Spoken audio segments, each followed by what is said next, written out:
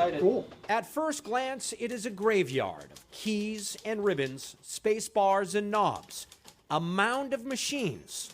Probably 400 or 500. With stories written and forgotten years ago. This is all I need. But Tom Furrier has fought to keep the typewriter alive for decades. At the end of the very first day, this voice in my head said, this is it. That first day at Cambridge Typewriter was 41 years ago. He's gone from young apprentice to owner as the world went from typewriter to tablet. The business was decimated. Was there a time where you thought the business was just done? I was weeks away from telling my landlord that that's it. I'm cashing out and closing down. But over the past 2 decades, typewriters became vintage. Vintage became cool. And then the pandemic hit. My phone started ringing off the hook. When the lockdown began, Tom decided he was going to start selling his typewriters curbside.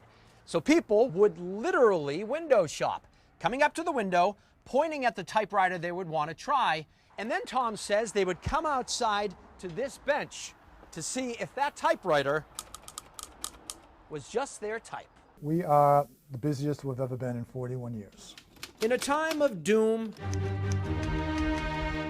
and Zoom, customers tell Tom they want something simple. I'm sick of my laptop. I'm throwing it away. Quick, sell me a typewriter. For real.